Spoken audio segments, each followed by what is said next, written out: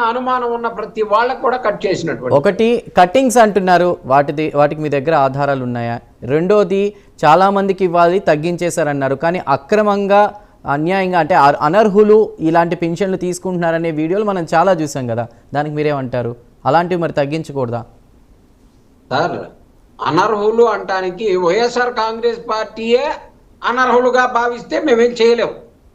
ఈరోజు మీరు సాక్ష్యాలు అంటున్నారు కదా, కలెక్టర్ గారి దగ్గర బొచ్చాడు అప్లికేషన్లు పెండింగ్ ఉంటాయి డస్ట్బిన్లలో. మళ్ళీ అప్లికేషన్లు అంటే టేబుల్ కాడ పక్కన పెట్టడం కాదు, అప్లికేషన్ తీసుకునే వరకే మొత్తం డస్ట్బిన్లో పడేటివేవో బొచ్చాడు డస్ట్బిన్లలో. మీడియా వాళ్ళందరూ చూపించినవి ఉన్నాయి. సాక్ష్యాలంటే జేబులో పెట్టుకొని తిరుగుతామయ్యేది సార్. ప్రజల తరఫున పోరాడేటప్పుడు, ప్రజల తరఫున మాట్లాడేటప్పుడు అంశాలని మీకు చెప్తాం, కానీ ప్రతిదీ సాక్ష్యాలు జేబుల్లో పెట్టుకొని తిరుగుతామా?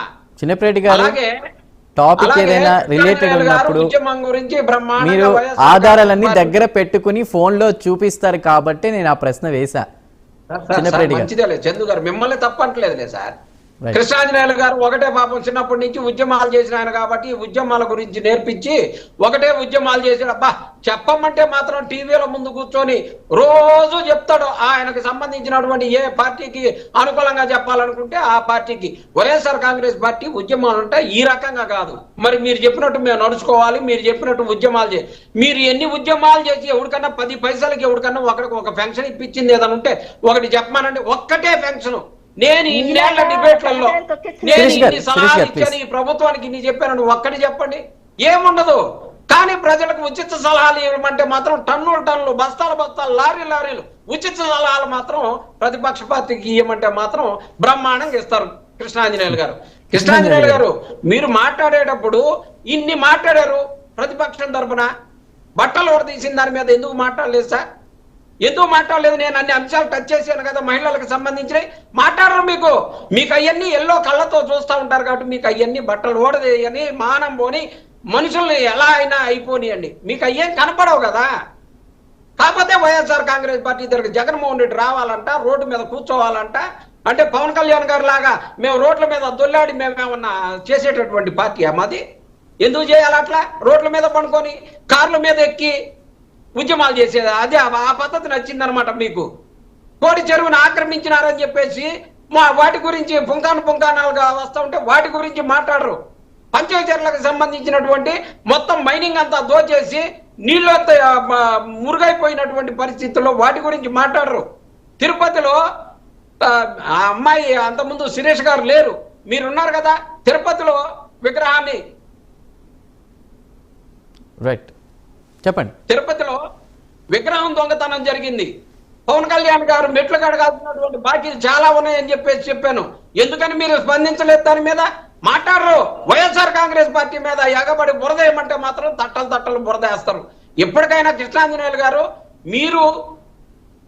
మీరు బాగా డిబేట్లలో పాల్గొని మీకు నచ్చిన పార్టీకి భజన చేసుకుంటూ మీరు చేసుకుంటూ పోతానంటే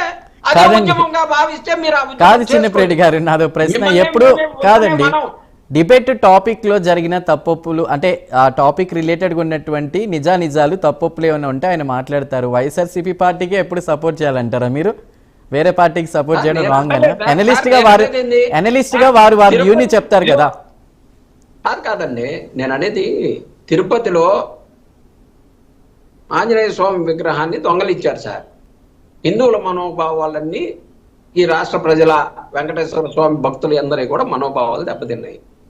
వాటన్నిటిని మెట్టు కడిగించాలా వద్దా? పంచాయతీలకు సంబంధించినటువంటి వాటిలో మెట్లు కడిగించాలా వద్దా? ఇవాళ మహిళలు 30,000 మంది మహిళలు పోయినారని చెప్పేసి పవన్ కళ్యాణ్ అన్నారు కదా. ఈడ గుంటూరులో జరిగినటువంటి మహిళా అవమానానికి ఏందంట అరెస్ట్ చేశారంట.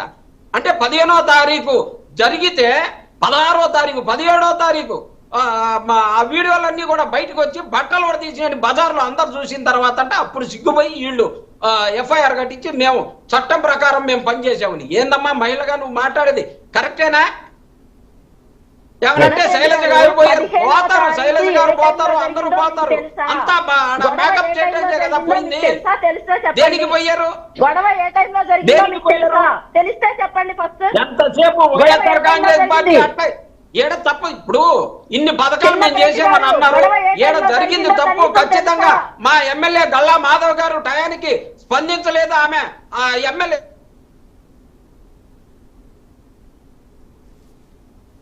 చిన్నపరెడ్డి గారు గొడవ ఏ టైంలో జరిగింది, వాళ్ళు ఎప్పుడు పోయి రిపోర్ట్ కంప్లైంట్ ఇచ్చారు, తర్వాత ఎప్పుడు ఎఫ్ఐఆర్ కట్టారు, ఇవేమీ తెలుసుకోకుండా మీరు ఎలా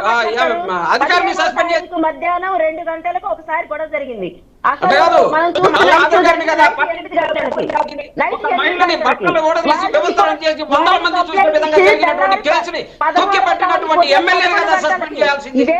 అలాంటి ఎమ్మెల్యేని సస్పెండ్ చేయకుండా అధికారులను సస్పెండ్ చేసాం, దోషులైన వాళ్ళని జైలుకు పంపించాం. మీరు పంపించేది ఏందమ్మా? ఆ మహిళకి ఇవాళ తిరిగి వస్తుందా? ఆ మానం తిరిగి వస్తుందా? 100 మంది 1,00,000 మంది చూశారమ్మా. ఇలా మీ పుణ్యానం మీరు కేసులు పెట్టబోయేసరికి వాళ్ళు కేసులు దానికి సంబంధించి విడుదల చేసి దేశం అంతా కూడా సిగ్గుతాడు, భారత మాత సిగ్గుపడేటటువంటి అంశం మీద కూడా ఇంకా మాట్లాడడానికి మాట్లాడుతూ ఉన్నారు.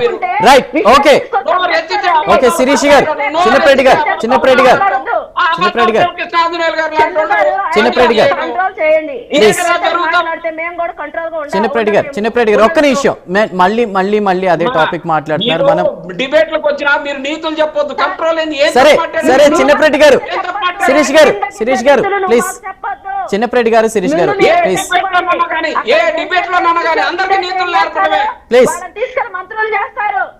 Please please. మీ నాయకులు అయితే ఎవరైతే మహిళల మీద దాడులు చేస్తారో వాళ్ళకి పోస్టులు ఇస్తారు, పదవులు ఇస్తారు, మనుషులు చంపిన వాళ్ళని పూల దండలే వస్తారు.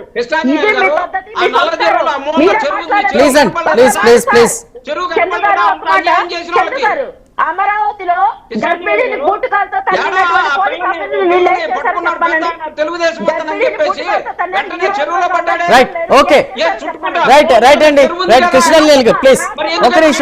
శిరీష్ గారు, శిరీష్ గారు, చిన్నపరెడ్డి గారు, ఒక్క నిమిషం ప్లీజ్, ఒక్క నిమిషం. రైట్ రైట్ కృష్ణాంజలి గారు.